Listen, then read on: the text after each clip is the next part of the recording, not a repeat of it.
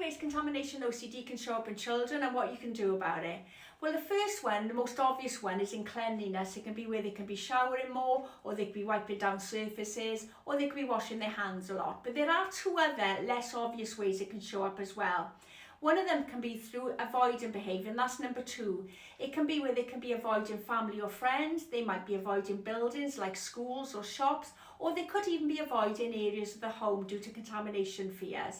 And then finally, number 3, there can often be a link between disordered eating and OCD, with OCD often being the first one to show up.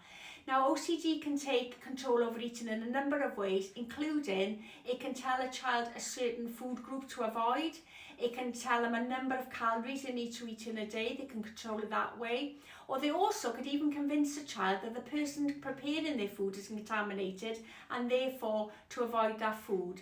Another way can be creating a fear of they may be going to choke and embarrass themselves in front of people, or that they might be sick after having food. So that's some of the ways that contamination OCD can show up in children.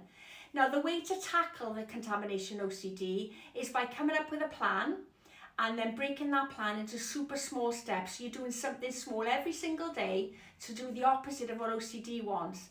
Now, I'm going to be sharing a mini series on how to achieve this starting from tomorrow. So if you're interested in joining my mini series, don't forget to follow me to make sure you don't miss tomorrow's video where I start part 1 of how to stop children doing OCD compulsions.